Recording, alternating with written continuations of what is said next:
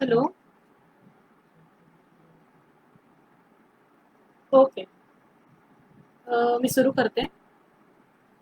माझे हे कालचं प्रबोधन संस्थेतर्फे देण्यात येणार होतं.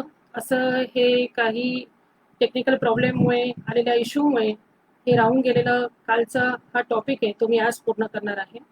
सर्वप्रथम मी सर्वांना अभिवादन करून इतिहास प्रबंधन संस्था पाचोरा तसेच रवींद्र पाटील सर आणि भुजंग बोबडे सर यांचे आभार व्यक्त करते की त्यांच्यामुळे मला ही एक नामी संधी आज चालून आलेली आहे. माझे नाव सुरश्मी पाटील आणि मी तुमच्या समोर स्त्रीवादाची ओळख हा विषय घेऊन आलेली आहे. मी माझ्या विषयाला सुरुवात करू इच्छिते. स्त्रीवाद हा अगदी आत्ताचाच समकालीन असा हा विषय आहे. नेमकं स्त्रीवाद म्हणजे काय हे जाणून घेणं अत्यंत आवश्यक आहे. मानवी इतिहासाच्या वाटचालीमध्ये एक निखळ माणूस म्हणून स्त्रीचे जे अस्तित्व आहे, तिचे जे स्वतःचे अस्तित्व आहे, त्याची ओळख म्हणजे स्त्रीवाद होय. अरिस्टॉटलनेही स्त्री ही उणी आहे, दुय्यम आहे अशा शब्दांमध्ये कल्पना मांडलेली आहे. स्त्री ही कोणत्या ना कोणत्या रूपामध्ये आपल्या समोर वावरताना नेहमी दिसते. कधी ती आई असते, तर कधी ती मुलगी, तर पत्नीच्या रूपामध्ये, आजीच्या रूपामध्ये ती वावरताना समाजामध्ये आपल्याबरोबर दिसत असते. पण तिचं स्वतःचं जे अस्तित्व असतं, ते अस्तित्व आपल्याला फार कमी प्रमाणामध्ये दिसतं. तिची ओळख ही वेगवेगळ्या अंगाने आपल्याला समोर आलेली दिसते. पण ती तिच्या स्वतःसाठी जे जगते, ते तिचं स्वतःचं अस्तित्व, तिचं असणं म्हणजे स्त्रीवाद होय. आणि या स्त्रीवादासंबंधीच बोलण्यासाठी मी तुमच्या समोर आज उपस्थित आहे. चूल आणि मूल इतक्याच कार्यक्षेत्रापर्यंत मर्यादित असं स्वतःचे जे स्वतंत्र असं अस्तित्व होतं, ते अस्तित्व शोधून तिला योग्य तो न्याय मिळवून देणे म्हणजे स्त्रीवाद होय. जर आपण बघितलं तर आपल्याला समजेल की सर्वसाधारणपणे पूर्वापार चालत आलेले जे खेळ आहेत, त्या खेळांमध्ये सुद्धा आपल्याला कुठे ना कुठे थोड्याफार प्रमाणामध्ये या मुलींवर अत्याचार किंवा थोडेफार अन्याय झालेले दिसून येतात. ते कसे? तर मुलींचे वेगळे वेगळे खेळ आपण बघतो, जसे सारीपाट आहे, झिम्मा, फुगडी असे वेगवेगळे खेळ आपण बघतो. तर या खेळांमध्ये मुली नेहमी खेळताना पहिल्यापासून दिसत आल्या आणि मुलांचे खेळ मात्र वेगळे.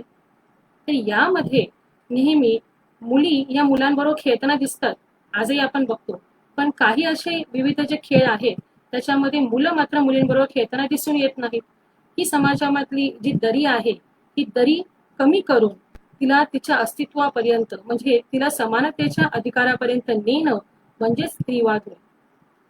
त्याचबरोबर आधी जर आपण बघितलं तर स्त्रीला फक्त, आजही तसंच आहे म्हटलं तर, स्त्रीला फक्त मुलाला किंवा अपत्याला जन्म देण्याचा अधिकार आहे. पण ज्यावेळी आपण मुलाचं ऍडमिशन किंवा आपण त्याचं नाव नोंदणी शाळेमध्ये करायला जातो, त्यावेळेला आपण हे बघत आलेलो आहोत की फक्त वडिलांचं नाव त्या मुलाच्या किंवा मुलीच्या नावामागे दिलं जात असे. पण आताच्या या स्त्रीवादाच्या भूमिकेमुळे हा बदल झालेला, फार मोठा बदल म्हणूया आपण, समाजामध्ये झालेला आपल्याला बघायला मिळतो.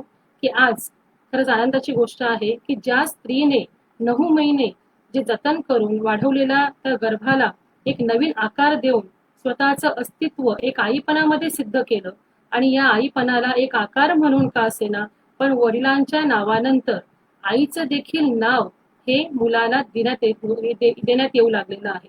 ही फार मोठी क्रांती म्हणावी लागेल आणि हे सर्व जे आहे ते सर्व आपल्याला स्त्रीवादामुळे बघायला मिळते. चूल आणि मूल ही एवढी संकल्पना आजच्या या जमान्यामध्ये किंवा आजच्या या समाजामध्ये स्त्रीची उरलेली नाहीये, तर ती आपल्याला वेगवेगळ्या क्षेत्रामध्ये सगळीकडे वावरताना दिसते. मग ते संगणकाचं क्षेत्र असू दे किंवा मग कोणत्याही अधिकाराच्या पदावर असू दे किंवा कुठेही मोठ्या मोठ्या स्वरूपामध्ये राजकारणी असेल किंवा शिक्षण क्षेत्र असेल, वैद्यकीय क्षेत्र असेल, या सर्वांमध्ये पारंगत आज स्त्री दिसत आहे.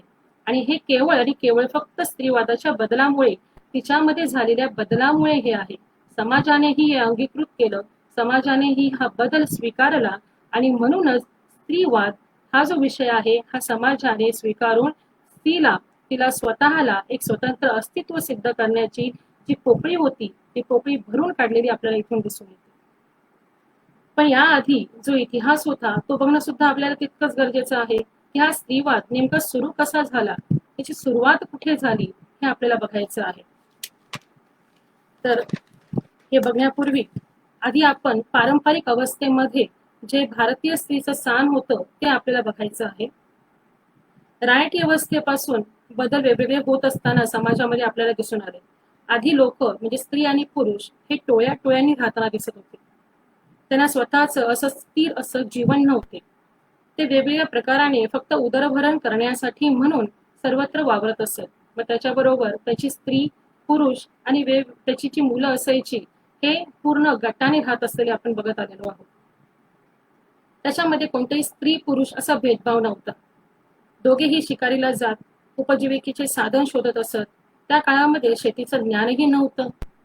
फक्त शेतीला आवश्यक असणारे जे ज्ञान म्हणजे कोणते, तर फक्त आपल्याला हे बघता येईल की फक्त उदरभरण म्हणजे फक्त पोट भरण्यासाठी जे साधन होतं म्हणून जे उपयोगाने खाण्यासाठी म्हणून जी उपलब्धता मिळेल या संदर्भामध्येच ते स्वतःची भूमिका राबवत असताना आपल्याला या काळामध्ये दिसून येतं. टोळी युद्धांमध्ये या काळामध्ये जी टोळी युद्ध झाली या टोळी युद्धांमध्ये फार पुरुष मारले गेले. त्यावेळेला स्त्रीची प्रजोत्पादनाची जी क्षमता होती त्या शक्तीच्या रूपाने स्त्रीला महत्व प्राप्त झालेलं आपल्याला बघायला मिळते. प्रसिद्ध इतिहासकार V.K. राजवाडे यांनी सुद्धा भारतीय विवाह संस्थेचा इतिहास या आपल्या पुस्तकामध्ये म्हटलेले आहे की प्राचीनतम रानटी टोळ्यांमध्ये स्त्री हा अर्थ गायी त्याचबरोबर बैल घर या जिनगीच्या मालकीच्या म्हणजेच पुरुषाच्या मालकीच्या या अधिकारामध्ये येत असलेल्यांमध्ये स्त्रीला एक अस्तित्व प्राप्त झालेलं पारंपरिक अवस्थेमध्ये आपल्याला दिसून येतं. स्त्रियांचे स्थान हे आपण जर बघत असताना आपल्याला हे जाणवतं की पुढे ज्या वेळेला भटके जीवन संपले आणि स्थिर स्थावर होण्यासाठी म्हणून ज्या वेळेला पुरुष आणि स्त्री हे एकत्र राहू लागले त्यावेळेला एक संकल्पना पुढे आली. मी माझे कुटुंब आणि माझी स्त्री या भूमिकेतून पुरुष आपल्या कुटुंबाकडे बघायला सुरुवात झाली आणि यातूनच शेतीच्या ज्ञानाला पण त्यांना गवसणी घालता आली. आणि या काळामध्ये शेतीचं ज्ञान उपलब्ध झाल्यामुळे मनुष्यबळाची आवश्यकता निर्माण झाली आणि यामुळेच स्त्रीकडे एक शक्तीच्या रूपाने म्हणजेच मनुष्यबळाच्या रूपाने देखील ती प्रजोत्पादनाची क्षमता प्राप्त असल्यामुळे एक अस्तित्व सिद्ध झाल्याचं यातून आपल्याला बघायला मिळतं. पुढे कृषी अवस्थेमध्ये मातृसत्ताक कुटुंब पद्धती या अस्तित्वात आलेल्या आपल्याला दिसून येतात. आर्यांच्या आगमनानंतर वैदिक काळामध्ये फार बदल मात्र आपल्याला झालेलं बघायला मिळतं. पुरुष प्रधान संस्कृतीला आर्य हे प्रमुख मानत असल्यामुळे या काळापासून पुरुष प्रधान संस्कृतीचा जन्म झालेला आपल्याला बघायला मिळतो आणि येथूनच या पुरुष प्रधान संस्कृतीचा उदय झालेला आहे असं आपण म्हणू शकतो. तरीही स्त्रियांना एक विशेष असे स्थान या काळात देखील होते असं आपल्याला म्हणावं लागतं. या संदर्भामध्ये आपण म्हणू शकतो की हे जे आहे की स्त्री ही या काळामध्ये सुद्धा एक सक्षम अशी एक पाठिंबा म्हणून पुरुषाच्या मागे उभी होती. स्त्रीवाद या गोष्टीकडे एक चांगल्या पद्धतीने सकारात्मक दृष्टिकोनातून आजही बघतो. ज्यावेळी मुलांना स्त्री निवडीचे स्वातंत्र्य होते या काळामध्ये त्याच काळामध्ये मुलींना देखील हा अधिकार होता. त्या उपवर आपले वर निवडण्याचे स्वातंत्र्य प्राप्त करू शकत होत्या. ब्रह्मचर्याचे पालन या वैदिक काळामध्ये त्यांना घेण्याचे ज्ञान होते.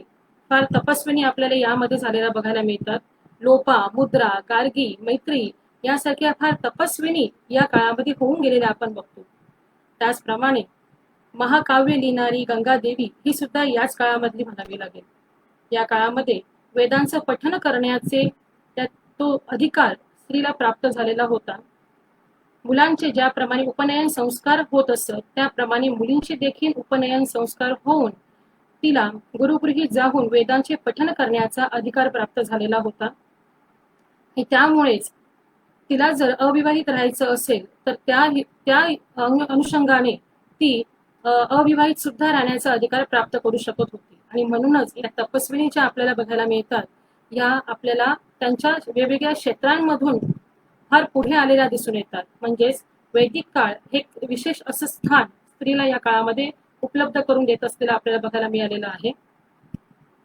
या संदर्भामध्ये अनुसूया निमय आपल्या स्त्रियांचे समाजातील स्थान आणि भूमिका या पुस्तकामध्ये म्हणतात की त्या काळच्या अनेक संस्कृतीहून आर्यांची जी संस्कृती होती ती श्रेष्ठ दर्जाची होती. बालविवाह या काळामध्ये होत नव्हते. विवाहाचे लग्नाचे जे वय होते ते 16 वर्ष मान्य करण्यात आलेले होते. म्हणजे किती सुसंस्कृत असा हा वैदिक काळ होता हे आपल्याला यातून बघायला मिळतं. अविवाहित राहण्याची परवानगी देखील या काळामध्ये मिळत होती. त्याचबरोबर स्त्रीने पतीवर निष्ठा ठेवावी. आणि मात्र स्त्रीला दुय्यम दर्जा कुठे प्राप्त झाला वैदिक काळामध्ये हे मला सांगायचं याच्यातून, की स्त्रीला आपल्या पतीवर अगदी निष्ठा ठेवायची आणि पती मात्र अनेकांवर निष्ठा ठेवण्याचे स्वातंत्र्य या काळामध्ये पुरुषाला प्राप्त झालेले होते. आणि यामुळे स्त्रीला कुठेतरी दुय्यम स्थान प्राप्त झालेले आहे असे आपल्याला यातून जाणवते. स्वामी विवेकानंद सुद्धा आपल्या भारतीय नारी या पुस्तकामध्ये म्हणतात की वैदिक काळात आणि उपनिषद काळामध्ये मैत्री, गार्गी, प्रभूती या स्त्रिया सुद्धा ब्रह्मविचाराबाबत ऋषीच्याच तोडीच्या बरोबरीच्या होत्या असं स्वामी विवेकानंदांचं सुद्धा मत आहे. तर यातून वैदिक काळ हा किती प्रगल्भ होता हे आपल्याला बघायला मिळतं. त्याचबरोबर ऋषिका जुहू ही बृहस्पतींची जी पत्नी होती, प्रमादाने त्याने पत्नीचा त्याग केला होता. तथापि वैदिक संहिताचे अध्ययन अध्यापन करून तिने स्वतःचे उर्वरित जीवन हे व्यतीत केलेले आपल्याला बघायला मिळते. तसेच विश्वेश्वरा आत्रेयी हिने स्वतःचे यज्ञाचे पौरोहित्य केले व अन्य स्त्रियांनाही तसे करण्याचा उपदेश दिला. अग्नीची पूजा करण्यास तत्पर आणि विद्वानांचे स्वागत करणाऱ्या विश्वेश्वराला यज्ञकर्ती म्हणून देखील वैदिक काळामध्ये संबोधल्याचे आपल्याला जाणवते. तर हा वैदिक काळ स्त्रियांच्या बाबतीमध्ये फार प्रगल्भ होता हे आपल्याला यातून बघायला मिळतं. पुढे मनुस्मृतीमध्ये जे बदल झाले, म्हणून जो मनुस्मृती हा ग्रंथ लिहिला आणि यामुळे या स्त्रीच्या स्थानाला कुठेतरी धक्का लागलेला आपल्याला बघायला मिळतो. त्याने फार घृणास्पद आणि अगदी लज्जास्पद असं स्त्रीला स्थान आपल्या मनुस्मृती या ग्रंथामध्ये दिल्याचे आपल्याला बघायला मिळते. स्त्रीवादी लेखिका असतील किंवा स्त्रीवाद जाणणारे जे लोक असतील या मनूला त्यांच्या या स्त्रीवादामध्ये योग्य असं स्थान न देत असल्याचे आपल्याला जाणवते. फक्त त्याने लिहिलेल्या ज्या ग्रंथामध्ये स्त्री म्हणजे नेमकं काय आणि स्त्रीला कोणतं स्थान दिलं जावं या संदर्भामध्ये जी वक्तव्य लिहिलेली आहेत, त्यामुळे मनूला ही लोक एक चांगल्या दृष्टीने विचारांती न बघत असलेले आपल्याला इथे बघायला मिळतं. कारण याचं कारणही असं आहे की स्मृती काळामध्ये त्यांनी विवाहाची मर्यादा जी होती ती फार कमी करून टाकलेली होती. शिक्षणाचा अधिकार त्यांना प्राप्त झालेला नव्हता. मनूच्या मनुस्मृतीच्या शिकवणुकीचा हा परिणाम कुठेतरी असल्याचं आपल्याला यातून जाणवतं. याच्यामुळे स्त्रीचा शारीरिक आणि मानसिक असा दोन्ही प्रकाराने जो विकास होता तो विकास थांबलेला आपल्याला या काळामध्ये बघायला मिळतो. स्त्रीच्या जीवनाची गती ही फक्त लग्नातच आहे आणि म्हणूनच तिचं लग्नाचं वय देखील त्याने 8 वर्ष केलं. जे आपल्याला वैदिक काळामध्ये 16 वर्ष दिसतं ते 8 वर्षावर आलेलं आपल्याला मनुस्मृतीच्या काळामध्ये बघायला मिळतंय. याच्या संदर्भात त्याने असं एक उदाहरण दिलेलं आहे, एक वक्तव्य केलेलं आहे की पिता रक्षती कौमार्ये, भर्ता रक्षती यौवने, स्थविरी रक्षती पुत्रः, न स्त्री स्वातंत्र्य महती. या शब्दांमध्ये त्यांनी सांगून टाकलं की स्त्रीला स्वातंत्र्याची गरजच नाहीये. आणि या बुद्धीला न पटणाऱ्या गोष्टी असल्यामुळे मनूला मनुस्मृतीमुळे स्त्रीवाद हे चांगलं बघत नसल्याचं आपल्याला इथून बघायला मिळते. यामुळे स्त्रीचं जे किंवा मुलींचं जे लग्नाचं वय होतं ते कमी झालेलं होतं. त्यामुळे उपवर निवडीचं स्वातंत्र्य देखील तिला राहिलं नाही आणि त्याचमुळे लग्नाचे वयही कमी झालेलं आपल्याला या बघायला मिळत असल्यामुळेच आपल्याला या सगळ्या गोष्टी बुद्धीला न पटणाऱ्या आहेत. कुठेतरी स्त्रीवादाकडे किंवा स्त्रीला हे कुठेतरी दुखावणारं आहे असं आपण म्हणू शकतो. याबाबत डॉक्टर सरोजिनी बाबर या आपलं मत व्यक्त करतात. त्या म्हणतात आपल्या पुस्तकामध्ये श्री शिक्षणाची वाटचाल या पुस्तकामधून ते आपले मत व्यक्त करतात की कायदेविषयक आणि धार्मिक जे वाङ्मयामध्ये स्त्रीचं एक जे स्थान होतं लिखाणामध्ये, तर ते कुठेतरी आपल्याला ढासळलेलं दिसतं आणि हे फार लज्जास्पद असं आपल्याला जाणवतं. या गोष्टींनंतर वडिलोपार्जित संपत्तीमध्ये त्यांना जो मिळणारा जो हक्क होता तो सुद्धा इथे कुठेतरी थांबलेला आपल्याला बघायला मिळतो. बालविवाह सुरुवात झालेली इथे बघायला मिळते प्रामुख्याने. त्याचबरोबर पतीची फक्त सेवा करणे, व्रतवैकल्य करणे आणि धार्मिक ज्या रीतिरिवाजी असतील यांनाच फक्त मान्यता प्राप्त होऊन तिला या धार्मिक सण समारंभामध्ये सामील होण्यासाठीच फक्त तिला स्वातंत्र्य हे अबाधित राहिलेलं या काळामध्ये बघायला मिळतं. आणि यापुढे आपण ज्याला जातो त्याला बौद्ध आणि जैन काळामध्ये मात्र स्त्रीला समानतेचा दर्जा कुठेतरी प्राप्त झालेला आपल्याला बघायला मिळतो. कारण बौद्धांच्या आणि जैनांच्या ज्या संन्यास वृत्ती होत्या याच्यामध्ये स्त्रियांना सुद्धा संन्यासी होणं किंवा भिक्षुणी होण्याचा अधिकार हा यांनी गौतम बुद्धांनी आणि महावीर जैनांनी दिलेला आपल्याला दिसून येतो. त्यांची जी मठ होती या मठांमध्ये सुद्धा जे अधिपत्य होतं स्त्रियांचं आपल्याला त्याच्यामध्ये जाणवतं. त्यांनी सुद्धा त्यामध्ये आपल्याला प्रसार आणि प्रचार केल्याचं आपल्याला जाणवतं. आणि यामुळे सामाजिक आणि सांस्कृतिक क्षेत्रांमध्ये स्त्रीला एक वेगळा दर्जा बौद्ध आणि जैन काळामध्ये आपल्याला बघायला मिळतो. स्वामी विवेकानंद आपल्या भारतीय नारी या पुस्तकात पुन्हा म्हणतात की बुद्धांच्या धर्मराज्यामध्ये पुरुषांच्या बरोबरीनेच स्त्रियांना देखील समान अधिकार प्राप्त झालेला होता. यानंतर मात्र बौद्ध धर्मानंतर आणि जैन धर्मानंतर मात्र आपल्याला ही जी परिस्थिती आहे ही पुन्हा बदललेली दिसून येते. ही स्त्रियांची अवस्था, ही समानता जी होती मिळालेली ती पुन्हा दयनीय अवस्थेकडे वळलेली झुकलेली आपल्याला बघायला मिळते. यानंतर जी मुघलांची म्हणजेच मध्ययुगीन काळ आपण आता बघत आहोत, तर मध्ययुगीन काळामध्ये मुघलांची किंवा परकीय आक्रमणं ही भारतावर जी झाली त्याचा परिणाम हा फार मोठा परिणाम म्हणावा लागेल. तो स्त्रियांच्या स्वातंत्र्याबरोबरच वेगवेगळ्या अधिकारांना काढून घेण्यासाठी झालेला आपल्याला बघायला मिळतो. फक्त हे उच्चवर्णीय ज्या स्त्रिया होत्या यांच्या बाबतीमध्ये घडलेलं फार क्वचित प्रमाणामध्ये बघायला मिळतं. पण ज्या सर्वसामान्य समाजातील स्त्रिया होत्या यांना मात्र फार वेगळ्या पद्धतीने म्हणजेच जाचक रूढी अटी यांचा सामना करावा लागला. याच काळामध्ये पडदा पद्धत अस्तित्वात आली आणि ह्या पडदा पद्धतीचा परिणाम म्हणून स्त्रीला चूल आणि मूल या क्षेत्रापर्यंत सीमित करण्यात आलेला आपल्याला अजून बघायला मिळतं. कारण जी यवनांची आक्रमणं झाली किंवा जी परकीय आक्रमणं झाली त्यामध्ये सगळ्यात जास्त जी जनानखाने होते यांच्यामध्ये आणि त्याचबरोबर स्त्रीवर जे अत्याचार, अन्याय, बलात्कार या अशा ज्या गोष्टी होत होत्या या सगळ्यांमध्ये आपल्याला फार मोठा परिणाम हा झालेला दिसून येतो. आणि यामुळे स्त्रीला कुठेतरी तिचं जे क्षेत्र होतं ते मर्यादित करावं लागलेलं आपल्याला बघायला मिळतं. पडदा पद्धत ही आजही आपल्याकडे अस्तित्वात आहे, पण आज आपण सकारात्मक दृष्टिकोनातून त्याच्याकडे बघतो आहोत. त्यावेळेला ज्या बुरख्यामध्ये असणाऱ्या मुसलमान स्त्रिया होत्या त्या आजही त्या पद्धती काही देशांमध्ये अस्तित्वात असलेल्या बघायला मिळतात. यासाठीच्या ज्या लढाया आहेत त्या आजही स्त्रीवादावर चालू आहेत. त्यासाठी फार प्रयत्न बाकीच्या देशांमध्ये सुरू आहेत.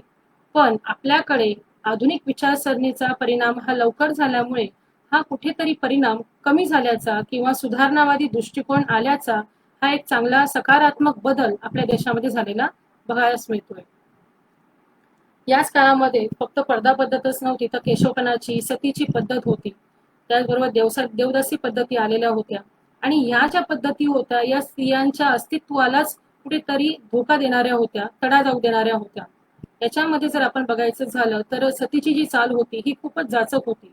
एखाद्या स्त्रीचा पती मृत्यू पावल्यानंतर तिची जर इच्छा नसेल तरी तिला जबरदस्ती काही प्रमुख असे काही घटक होते समाजामध्ये, काही जाती होत्या की त्या समाजाकडनं ही जी बंदी होती ती प्रामुख्याने दाखवली गेली आहे. त्यामुळे सतीची चाल ही बंद होण्यासाठी आपल्या देशामध्ये फार काळ जावं लागलेलं आहे.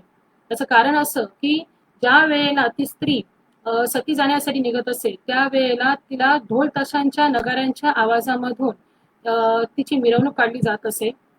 आणि यामागचं कारण असं की जेणेकरून तिचं जे ओरडणं किंवा तिचं जे दुःख असेल ते बाकीच्या स्त्रियांपर्यंत पोहोचू नये आणि ती किती आनंदाने सती जात आहे हे त्यामागचा एक उद्देश दाखवण्याचा असू शकतो.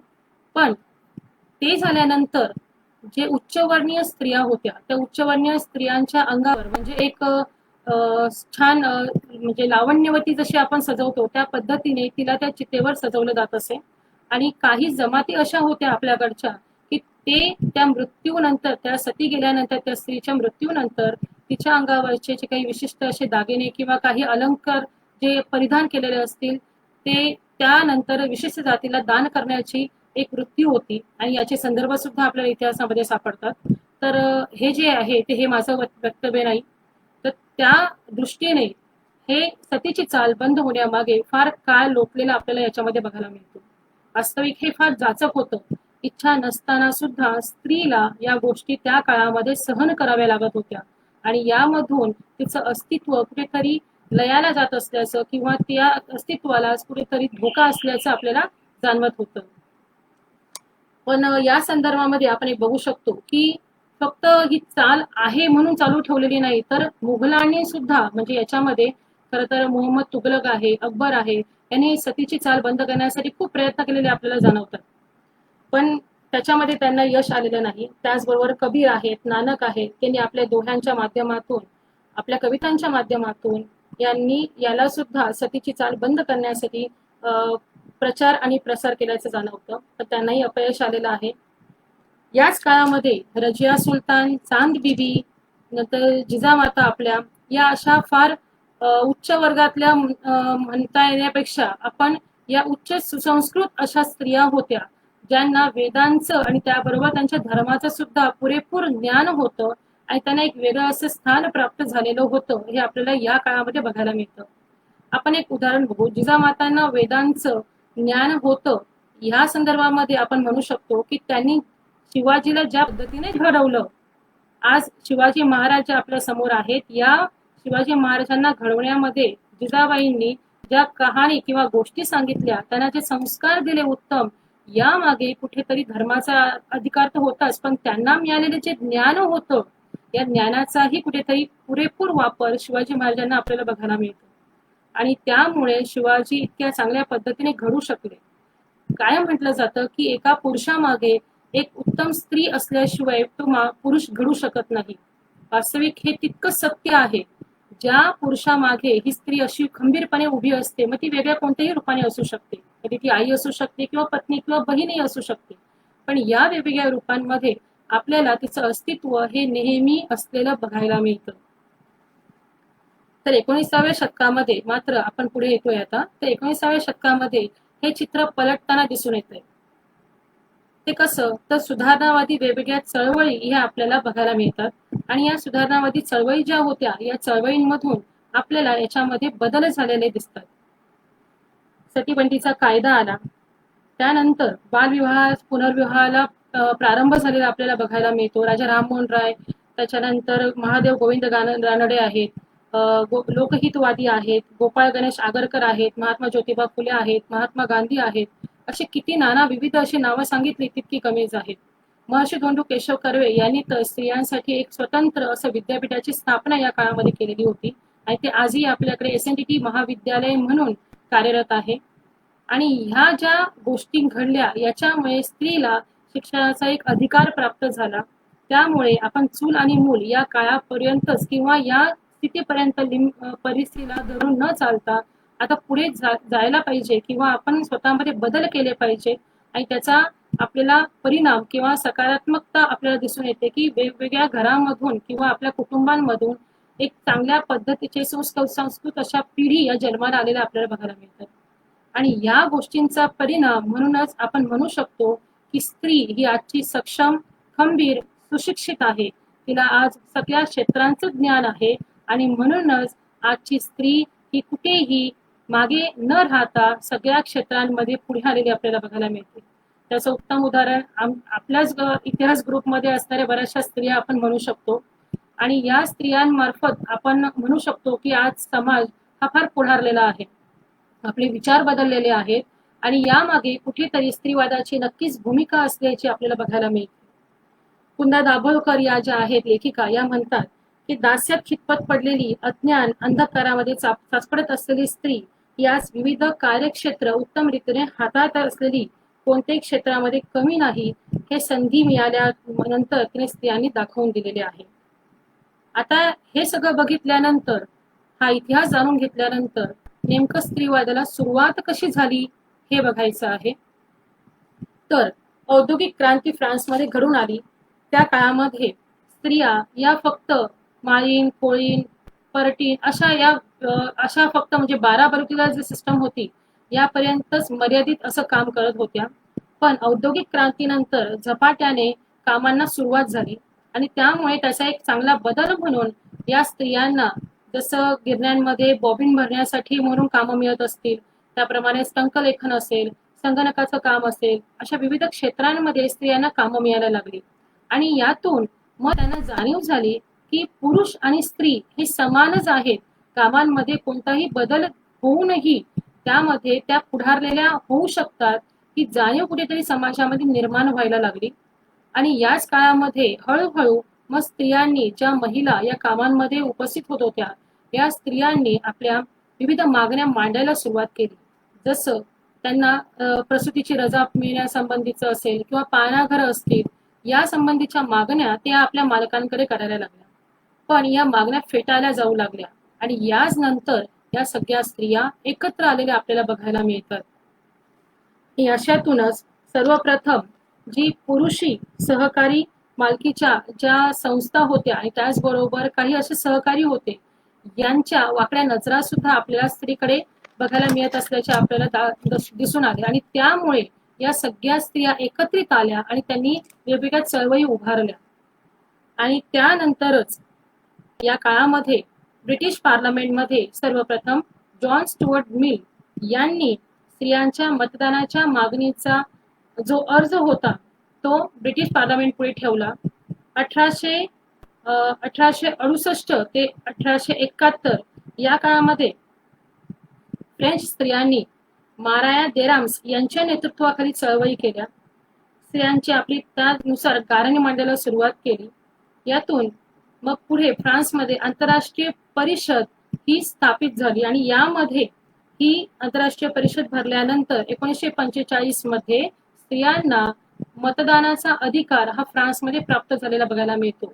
याच काळामध्ये 1928 मध्ये लंडनमध्ये सुद्धा महिलांनी वेगवेगळ्या क्रांत्या केल्या आणि त्यांना देखील 1928 मध्ये मतदानाची पहिल्यांदा सर्वप्रथम मागणी मंजूर झाली. त्याचबरोबर लंडन, फ्रान्स, अमेरिका या काळामध्ये या वेगवेगळ्या बदलांमुळे स्त्रिया पुढे येत असल्यामुळे या काळात जो बदल होत गेला त्याचा परिणाम आज आपण बघू शकतो की आज एक स्थिर स्थावर आणि एक स्वतंत्र असे अस्तित्व असलेली ही जी राष्ट्र आहेत ती आपल्याला बघायला मिळतात आणि यामुळे या सगळ्या संकल्पनेतूनच स्त्रीवादाच्या संकल्पनेला सुरुवात झाली आणि इथूनच स्त्रीवादाची नांदी सुरुवात झाली असं आपण म्हणू शकतो. हा इतिहास आहे स्त्रीवादाचा. तर या संदर्भामध्ये ताराबाई शिंदेच्या मते या एकदम प्रखर अशा लेखिका आहेत.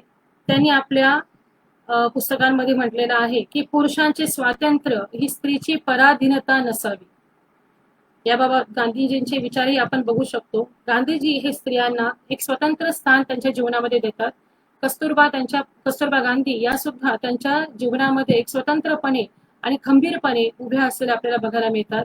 जेव्हा साबरमती आश्रमाची स्थापना झाली त्यावेळेला त्या स्थापनेपासून तर त्यांच्याकडे येणाऱ्या पाहुण्यांचं आदरातिथ्य करणं किंवा गांधीजींना आवश्यक असणाऱ्या सगळ्या गोष्टी पुरवणं या सगळ्यांमध्ये कस्तुरबाजींचा प्रमुख हात असल्याचे आपल्याला जाणवतं आणि यातूनच गांधीजींचे जे विचार होते ते म्हणतात की अर्थकारण, राजकारण, शिक्षण, कुटुंब या सर्व क्षेत्रांमध्ये आपण स्त्रियांना मानाचे स्थान हे दिलेच पाहिजे. त्याशिवाय आपला विकास हा होऊ शकत नाही आणि यामुळेच गांधीजींनी स्त्रियांना आपल्या बरोबरीने वेगवेगळ्या ज्या मोर्चे असतील किंवा वेगवेगळ्या ज्या चळवळी असतील छोट्या मोठ्या का असणे यांच्यामध्ये स्त्रियांचा सहभाग असल्याचे आपल्याला बघायला मिळते. त्यांच्या मते स्त्रियांचा सहभाग जोपर्यंत आपल्याला प्राप्त होत नाही तोपर्यंत आपला देश स्वतंत्र होऊ शकत नाही आणि म्हणून सगळ्यात महत्वाची भूमिका देश स्वतंत्र होण्यामागे जर कोणाची असेल तर स्त्रियांचीच असू शकते असं गांधीजींचं ठाम मत होतं. आपल्याकडे आपण स्त्रीला अबला या संकल्पनेने बघतो. तर गांधीजी म्हणतात की ही अबला ज्या वेळेला सबला म्हणून सर्वांच्या समोर येईल त्यावेळेला ती सर्व तिच्या आजूबाजूला असणारे जे असहाय्य असतील त्याला नक्कीच शक्तिमान करेल आणि यावर माझा विश्वास आहे, असं गांधीजींचं मत आहे. विनोबा भावे हे तर त्याच्याही पुढे जाऊन म्हणतात की स्त्री म्हणजे महिला आणि महिला म्हणजे शक्ती, आणि म्हणूनच आपण भारतामध्ये शक्तीची पूजा करतो. महिषासुर मर्दिनी ही जी देवी आहे ही शक्तीची देवी मानली जाते आणि स्त्री मूर्तीच्या रूपाने आपण त्या शक्तीचीच पूजा करत असतो. आणि या रूपामुळेच विनोबा भावेंच्या मताने की स्त्री ही फार शक्तिमान आहे, तिच्यातलं सामर्थ्य हे फार मोठे आहे आणि म्हणूनच आपण तिची पूजा केली पाहिजे आणि त्या दृष्टीने आपण तिला एक वेगळं स्थान आपल्या जीवनामध्ये बरोबरीचे दिलं पाहिजे. या बाबतीमध्ये विनोबाजी आपलं मत व्यक्त करतात. आणि त्याचबरोबर त्यांचं म्हणणं आहे की पुरुषांची जी सर्व सूत्र आहेत किंवा पुरुषांची जे अंकुश लावण्याचं जे साधन आहे, तर ते अंकुश म्हणजे त्याच्यावर निर्बंध लादणं. काही बाबतींमध्ये निर्बंध हे पुरुषाला असणं गरजेचं आहे आणि त्यामध्ये स्त्रियांची सर्वात महत्वाची भूमिका समाजामध्ये असणंच गरजेचं आहे, असं विनोबाजी म्हणतात. स्त्रीवादाचे मुख्य असे 2 गट पडतात, एक जहाल स्त्रीवाद आणि नेमस्त स्त्रीवाद. आता जहाल स्त्रीवाद हा आपल्याकडे जास्त बघायला मिळत नाही, तर हा अमेरिकेतील ज्या लेखिका आहेत या प्रामुख्याने जहाल स्त्रीवादामध्ये बघावयास मिळतात. आणि नेमस्त म्हणजे सर्व धार्मिक गोष्टींना अनुसरून, सगळ्या मतांना अनुसरून आपलं स्वतःचे जे अस्तित्व आहे ते मांडून त्यांना एक वेगळं स्थान देण्याचा जो प्रयत्न आहे तो नेमस्त स्त्रीवाद म्हणून ओळखला जातो. या संदर्भामध्ये एक छानशी अशी कविता आहे माझ्याजवळ, तर ती मला म्हणायची आहे, पण ती सती संबंधात आहे. तर त्या कवितेमधून सती ही चाल कशी होती हे मला त्यातनं थोडंसं मांडावं असं वाटतं. हे जे आहे हे 13 सप्टेंबर 1886 मध्ये इंदुप्रकाश या याच्यामध्ये ही कविता प्रकाशित झालेली होती. कवितेचं नाव आहे पती रहस्य. पती वाक्य पाळी जशी वेद वाचा, पती दावितो पंथ प्यारा सतीचा. पती बोलवी बोलते गोड बोला, पती चालवी चालते तीच चाल. पती प्रेम झोला, पती देव लीला, सती मोहनी त्या पती मोहनाला. पती तो पती एकला एक जीव, पतीच्या पतीने सतीचंच नाव. सती विन यज्ञास पूर्णत्व नाही, सती विन कार्यास आनंद नाही. जरी चालण्या थोर संसार गाडा, पती की सती बोलती चक्र जोडा. गृहस्थाश्रमीचा पती वेद मंत्र, पतीची सती जाणती गृहसूत्र. पती सर्वव्यापी सदा शांत राहे, सती सर्वथा जागती ज्योत आहे. या अशा शब्दांमध्ये स्त्रीचं हे जे अस्तित्व होतं हे त्यांनी दाखवण्याचा प्रयत्न केलेला आहे. सर्वप्रथम काल मी येऊ न शकल्यामुळे सर्वांसमोर आधी दिलगिरी व्यक्त करते. मी आता जी काही वक्तव्य होती किंवा काही लेखकांची जी वक्तव्य होती ही जी मांडण्याचा प्रयत्न केला, ती नक्कीच आज ही पुरुषप्रधान संस्कृती काही प्रमाणामध्ये आपल्याकडे अस्तित्वात आहे. ते कोणाला जास्त किंवा बोचक वाटले असतील तर मी त्याबद्दल क्षमस्व. आणि एवढं बोलून मी माझे हे जे काही स्त्रीवादाची ओळख संबंधीचे काही 2 शब्द होते ते मी पूर्ण करते. धन्यवाद.